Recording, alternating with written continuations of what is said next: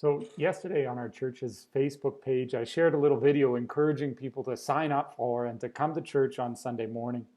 And today I thought I'd share a little something from a book that I've read called A Brief History of Sunday by Justo Gonzalez. In this book, he tells us or explains to us how it's come about that Christians gather for worship on the first day of the week, on that day that we call Sunday. He reminds us that the first Christians were Jews. And for as long as possible, they continued to worship as Jews. They gathered together on Saturday morning, on the Sabbath, in the synagogue. But to this distinctly Jewish practice, they added a Christian practice. And that on the evening of what's for us that same day, they would gather together and they'd break bread. This breaking of the bread is referred to in Acts chapter 2 and again in Acts chapter 20. And it happened on Saturday evening. Well, we would call it Saturday evening because we reckon our days from midnight until midnight, but first century Jews counted their days from sundown until sundown. In other words, what is for us Saturday night was for them already the first day of the week. So it became a Christian practice to gather together, to break bread, to worship on the first day of the week. And there were good reasons for doing this. First of all, the first day of the week is the day that Jesus was raised from the dead. But the first day of the week also marked the first day of creation. And those first century believers would have told us it was an eighth day as well. In other words, it was the day where this ongoing cycle of weeks that happens year after year, season after season is broken. It's the day when God breaks in on his creation and does something new.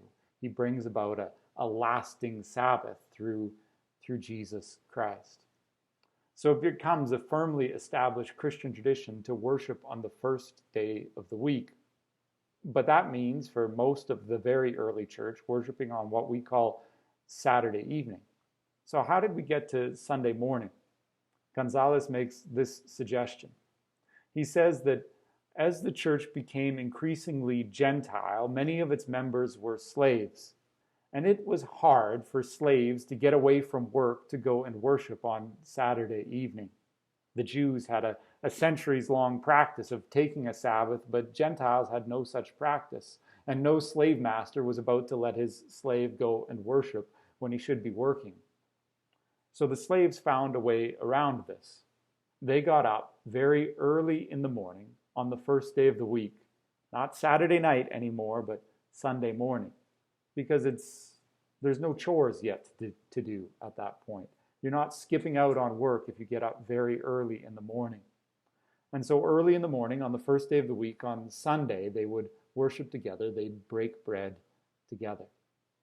The reason I'm telling you this is not to convince you that you should worship on Sunday morning or to tell you that Saturday evening is a more ancient and therefore better time of worship. What I want to convince you of is really simple.